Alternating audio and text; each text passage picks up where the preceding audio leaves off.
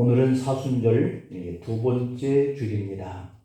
십자가라고 하는 것은 고대부터 유래되었었던 것이고, 또 이 로마 제국에서는 이 십자가형에 쓰이던 이 사형틀이 있었지만, 예수님이 십자가형에 처해진 그 사건으로 인해서 그리스도의 대속적인 죽음을 생각하게 하는 이 기독교의 유명한 상징이 바로 이 십자가가 되었다라고 하는 것입니다. 예수님이 로마 제국에 의해서 처형되었던 이 형틀인 이 십자가는 기독교의 상징으로 잘 알려진 것입니다. 우리 교회 내부에서도 다양한 그 십자가가 있었는데요. 지역별로 혹은 교파별로, 교단별로 사용되어지는 그 십자가의 형태가 다양하지요. 우리 기독교가 사용하는 이 십자가하고 이 천주교가 사용하는 십자가의 모습이 다르고, 그런 것처럼 이 십자가의 기본 형태는 이 서방교회 지역에서 기본적으로 사용하는 이 가로 세로의 길이가 다른, 다시 말하면 여기 걸려 있는 것처럼 가로와 세로의 길이가 다르잖아요. 가로의 길이보다 세로의 길이가 긴 이런 십자가, 그리고 이 낮은 십자가가 있는데 가로와 세로의 길이가 똑같은 그런 십자가, 동방교회 지역에서 기본적으로 사용하는 그런 십자가입니다. 가로와 세로의 길이가 똑같은 그런 십자가를 쓰고 있습니다. 그 외에도 수많은 변형된 그런 십자가 형태가 있는데, 베드로가 달려서 이렇게 십자가에 못 박혔다고 하는 X자형 십자가, 그런 것도 있고요. 그리고 또 십자가 형태가 두 개씩 이렇게 연결되어져 있는 그런 십자가 형태도 있고요. 우리가 바라보고 생각하는 그런 십자가 이외에도 다양한 그런 십자가 형태가 있는데, 과연 우리들이 짊어지고 가야 할 그 십자가의 모형은 어떤 십자가의 모형이어야 할까라고 하는 것을 우리가 한번 생각해 볼 수 있습니다. 무엇이 진정 우리들의 십자가일까라고 하는 그 글을 이렇게 보면 이런 내용이 있습니다. 한 학자가 불만에 찬 말투로 하나님 앞에 항변하듯이 기도하는 그런 형태로 묻습니다. 하나님, 어떤 사람은 행복하고 어떤 사람은 불행합니다. 이것은 몹시 불공평한 그런 처사가 아닐 수 없습니다 라고 항변을 한 겁니다. 하나님은 그 항변을 들으시고 그를 요단강변으로 불렀습니다. 요단강은 사람들이 세상살이를 다 마치고 건너서 이승과 저승의 경계 지역이 바로 이 요단강이라고 상징하고 있는데요. 사람들은 저마다 그 요단강가로 크고 작은 그 십자가를 지고 강을 건너오는 것이었습니다. 하나님은 그 학자에게 이렇게 말했습니다. 지금 저들이 지고 오는 그 십자가의 무게를 한번 달아보아라 라고 했습니다. 물론 이 십자가를 지고 오는 그 모습의 십자가는 다 이렇게 다양한 그런 형태였어요. 그래서 학자는 하나님의 명령에 따라서 이 요단강을 막 건너온 사람들의 십자가를 모두 다 달아보았습니다. 그런데 여러분, 이 십자가가 모두가 다 무게가 동일했다라고 하는 거예요. 그들이 짊어지고 온 십자가의 모형은 큰 십자가도 있고 작은 십자가도 있는데, 그것들을 저울에 달아보니까 무게가 다 똑같았다라고 하는 겁니다. 학자는 너무 어이가 없어서 아무 말도 못하고 하나님을 바라다 보았습니다. 그러자 다시 하나님이 이렇게 말씀하는 겁니다. 나는 각 사람에게 십자가를 줄 때 누구에게나 똑같은 무게의 십자가를 준다. 그런데 어떤 사람은 그 십자가를 행복하게 웃으면서 가볍게 지고 살고, 또 어떤 사람은 너무나 고통스러워하면서 마치 쇳덩어리처럼 무겁게 짊어지고 산다. 내가 늘 똑같이 공평한 무게의 십자가를 주었지만 이렇게 저마다 다르게 받는 것이 십자가라고 한다 라고 이렇게 말씀을 주신 거예요. 여러분, 이 우화 속에 담겨져 있는 이 누구의 고통이든지 그 고통의 무게는 똑같다라고 하는 것을 의미하고 있는 그러한 우화인 거거든요. 여러분들이 짊어졌다라고 생각한 그 십자가는 남들과 비교를 하면서 저 사람은 나보다 낫다, 저 사람은 참 행복하겠다, 저 사람은 참 즐겁겠다, 이런 생각들을 우리가 나름대로 가지면서 나는 왜 이렇게 힘들지? 내가 진 이 십자가는 왜 이렇게 고통스럽지? 라고 생각을 할 수 있는 이 한 학자의 항변과 같은 모습인 것이죠. 다만 하나님은 우리와 나에게 가장 적절하고 알맞는 그런 십자가의 형태를 주셨다라고 하는 거예요. 그래서 지금 내가 짊어진 이 십자가가 가장 나에게 편안한 십자가라고 하는 이 사실을 기억하면서 살아야 할 줄로 믿습니다. 어쩌면 자기 십자가가 무엇인지도 모르며 살아가는 사람들이 더 많을 수도 있어요. 무엇이 진정 우리들의 십자가일까? 저는 자기가 사랑하는 사람이 바로 자기가 짊어지고 가는 십자가가 아닐까 하는 이런 생각을 해봅니다. 사랑하는 사람은 나에게 기쁨도 주지만 기쁨만큼 고통도 주기 때문이에요. 저는 어쩌면 우리의 부모님이 나의 십자가가 아닐까 하는 생각을 해봐요.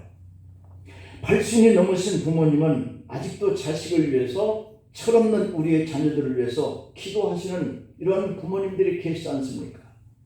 저는 어쩌면 제 아내가 십자가일 것이다 하는 생각이 들어요. 제 아내는 저와 맺어진 악연의 고리를 끊어버리고 싶을 때도 있었겠죠. 그런데도 불구하고 끊어내지 못하고 있는지도 모르겠어요. 그러면 나의 십자가는 무엇일까? 저는 제 자신이 나의 십자가다 라고 하는 생각을 가져봐요. 제 속엔 제가 원하지 않는 제 자신이 너무도 많기 때문인 거죠. 제 자신만큼 저를 괴롭히고 저를 고통스럽게 하는 십자가는 없을 겁니다. 우리는 평생을 나라고 하는 이 십자가를 품고 우리가 살아가야 하기 때문에 나 자신이 나에게 큰 십자가가 아닐까. 여러분, 그런 의미에서 오늘은 주님이 지신 그 십자가, 우리가 져야 하는 그 십자가, 이것을 한번 생각해 보려고 그래요. 예수님의 제자 요한이라고 하는 이 사람은 사람들이 저 사람 어떻게 예수님의 제자가 될 수 있었어? 라고 생각되었던 바로 그런 사람이었어요. 요한은 정치적으로 야망이 아주 큰 사람이었습니다. 요한은 독선적이고 그리고 시기심과 질투심이 강한 사람이었고 무엇보다도 화가 나면 사람을 죽이려고 할 정도로 그렇게 성격이 급하고 불같던 사람입니다. 그래서 예수님은 요한을 가리켜서 우리의 아들이라고 별명을 붙여줄 정도였으니까요. 한 번은 예수님이 예루살렘에 올라가시면서 사마리아의 지방을 통과해야 할 때 분명히 사마리아 땅을 지나가는 것이 지름길이었지만 사마리아 사람들이 예수님의 그 제자 일행이 사마리아 땅에 들어오는 것을 거절하였습니다.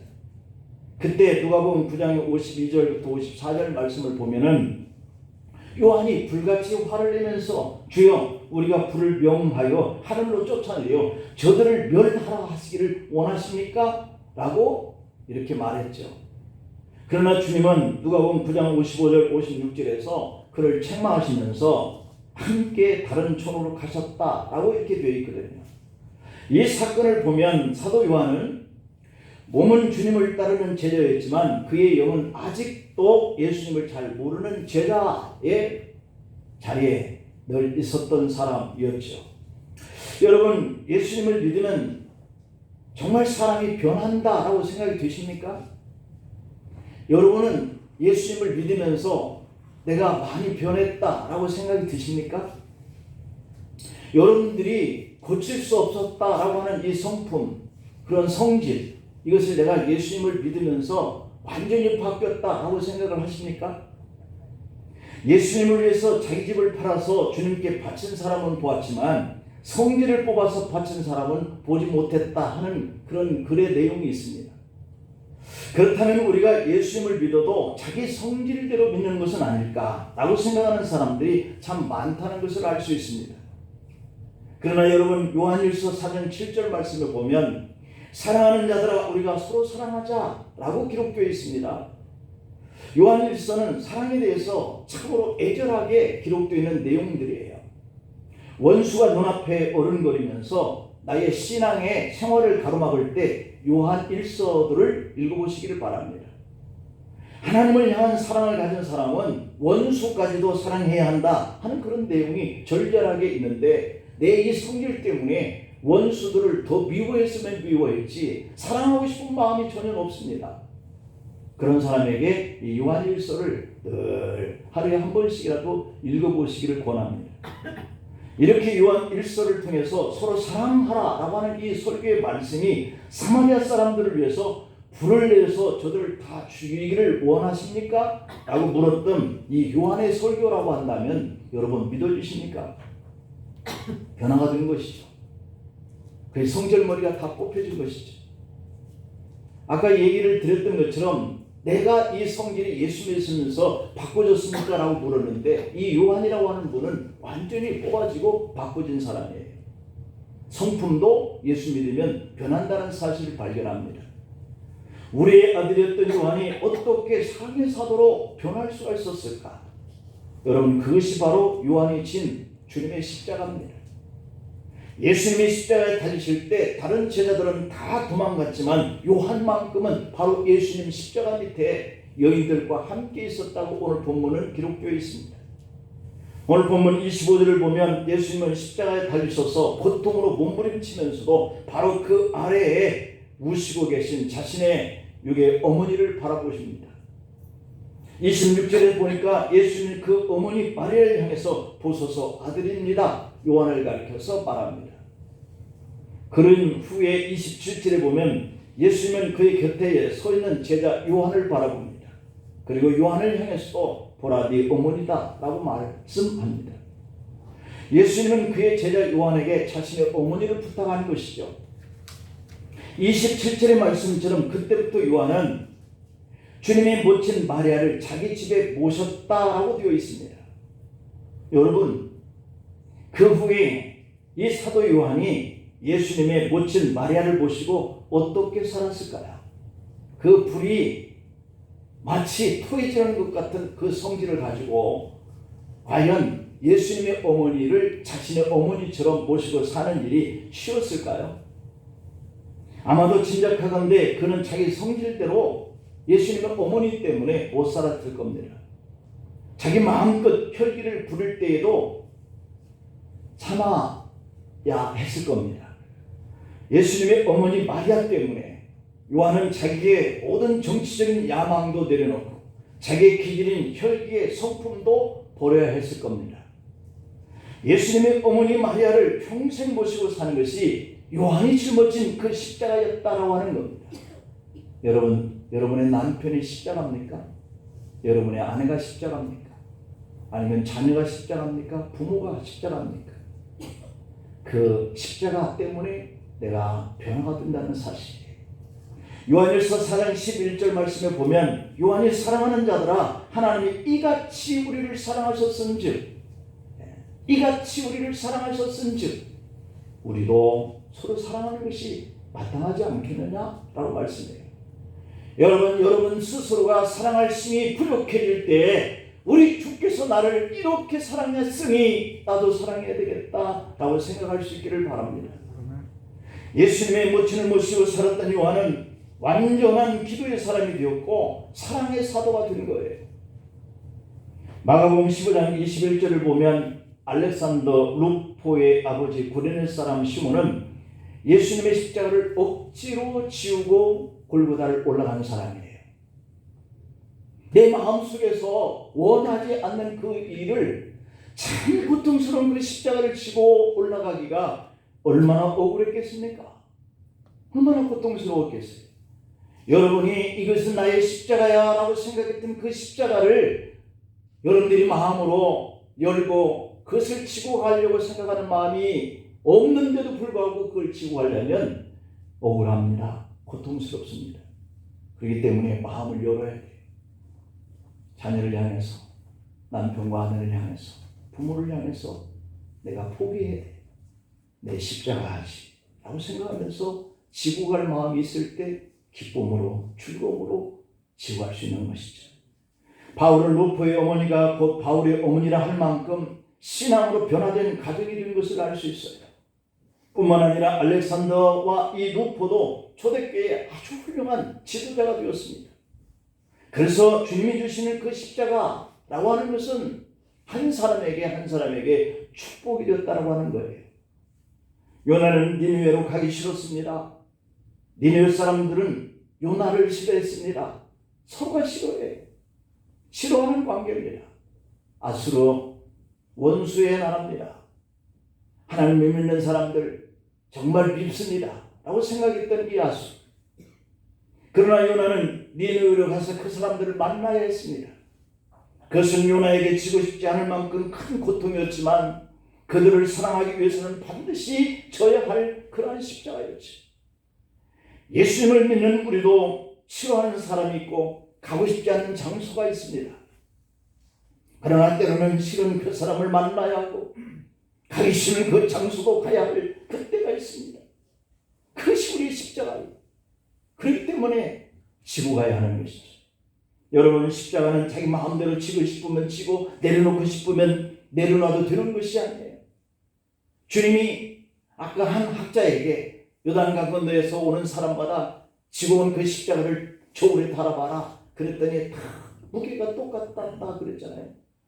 어느 누가 한 사람이라도 나에게 대해주신 이 십자가가 없는 사람은 없는 거예요.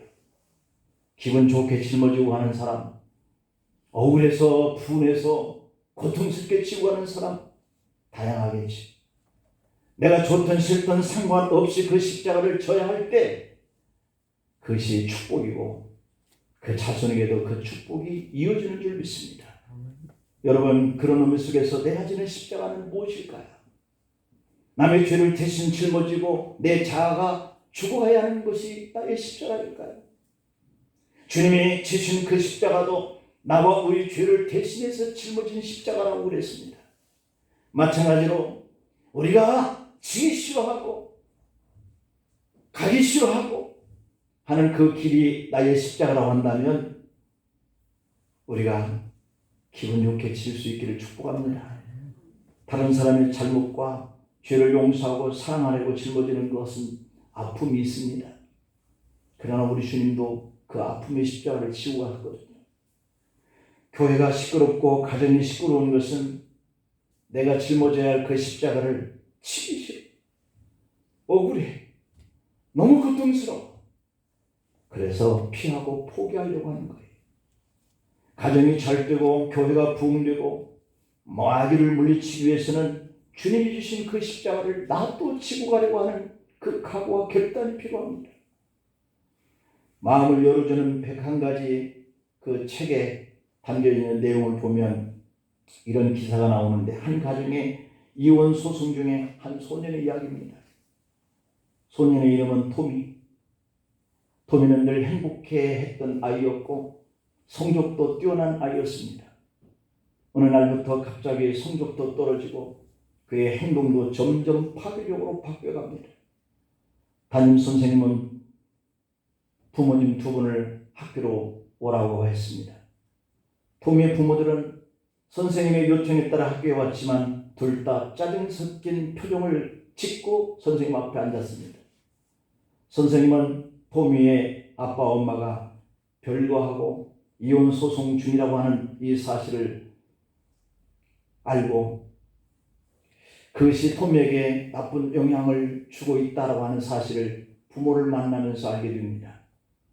선생님은 아무 말도 하지 않고 토미의 시험지 답안지 한 장을 어머니에게 보여줍니다. 토미 어머니는 아무 생각 없이 그 시험지를 봤더니 갑자기 흐느껴 울기 시작합니다. 토미 엄마는 울면서 그 시험지 답안지를 남편에게 건네줍니다. 처음부터 기분 나쁜 표정으로 앉아있던 남편은 그 시험지를 받아듭니다.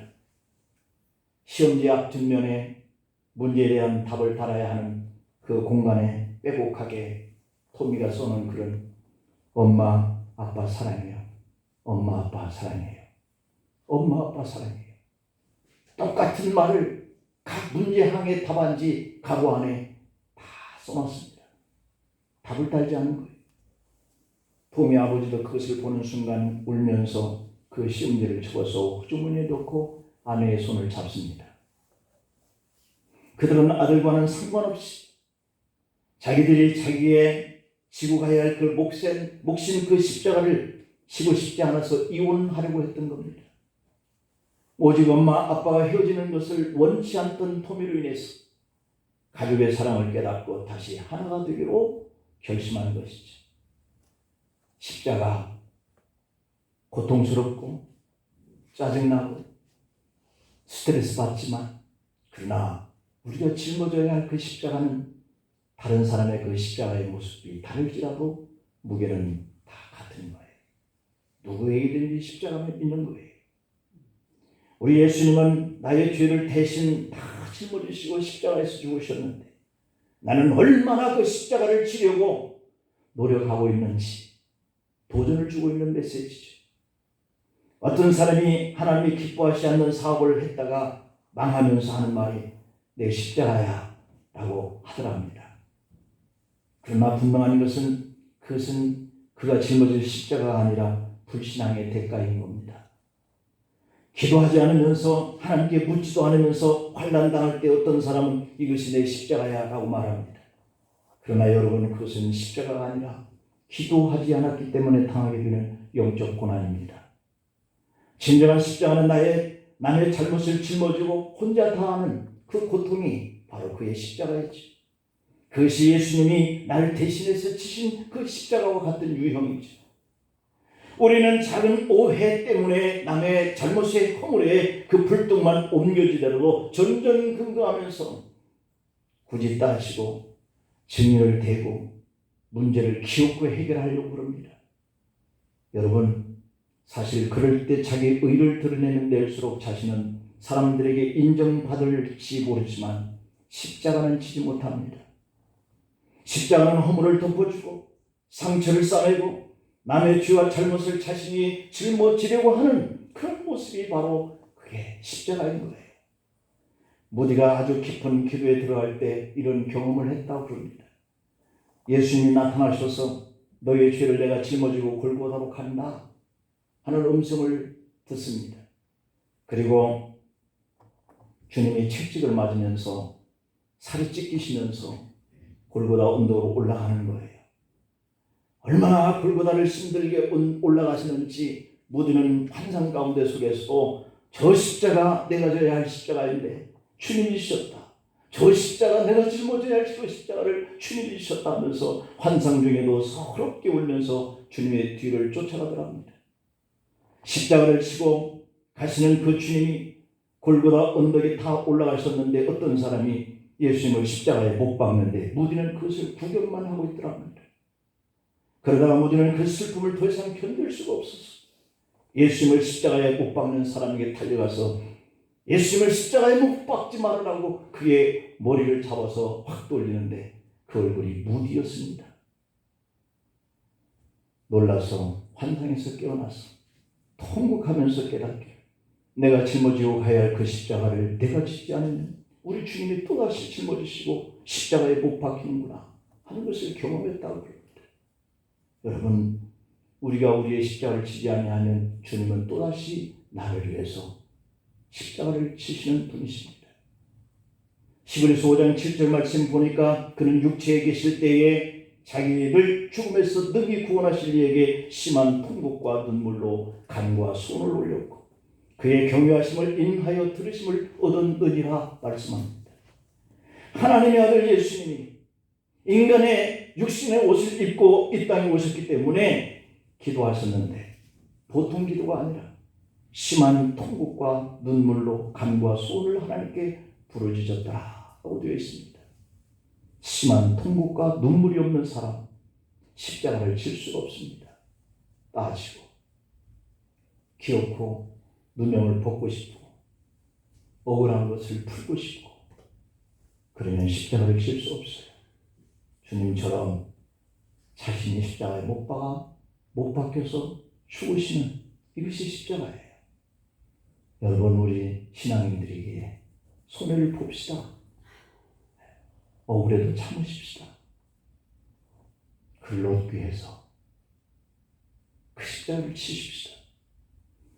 누가복음 22장 44절에 보면 예수님께서 힘쓰고 애써 더욱 간절히 기도하시 땀이 땅에 떨어지는데 핏방울같이 되더라 그랬습니다.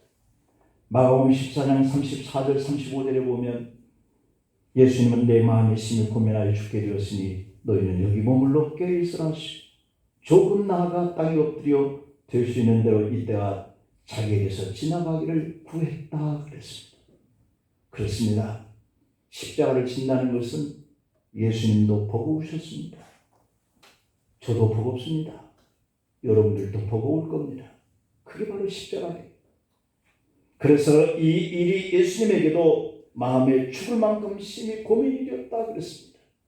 그래서 예수님은 겟세마네 동산에서 땀방울이 핏방울처럼 떨어지듯이 이것이 내게서 지나가기를 위해서 기도했습니다.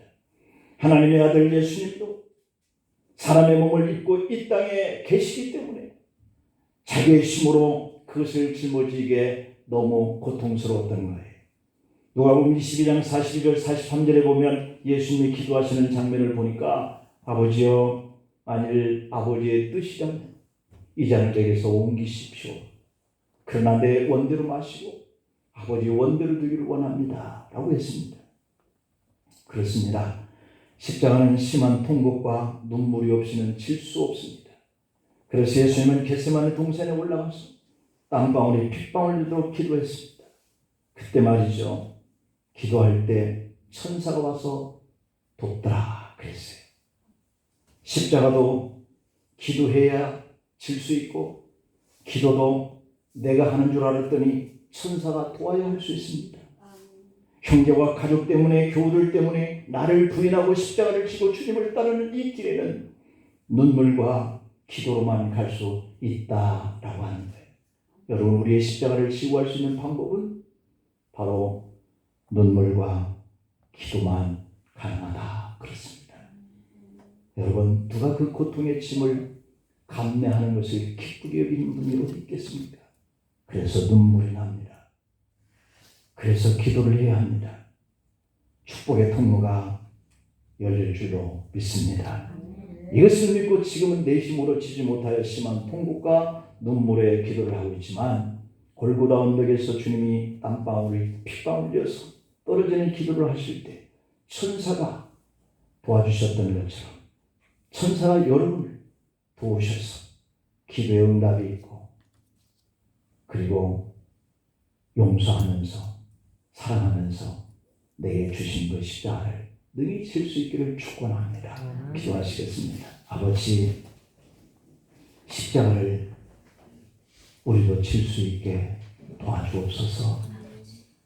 그것을 질 수 없어서 우리는 늘 피방울처럼 땀방울이 떨어지도록 기도하시던 주님의 모습처럼 우리도 주님 앞에 그 길을 위해서 눈물로 또는 기도로 요청을 합니다. 그럼에도 불구하고 주님의 뜻이라면 그 잔을 내가 들게 하여 주세요 라고 고백했던 것처럼 우리도 교회를 위해서 영혼 구원을 위해서 가족 구원을 위해서 내가 가는 그 길에 주어진 인간관계 안에서 얼마든지 감당할 수 있도록 주님 함께하여 주옵소서. 천사를 보내셔서 도와주시옵소서. 복의 근원이 되게 역사하여 주옵소서. 예수님의 이름으로 기도하옵나이다. 아멘.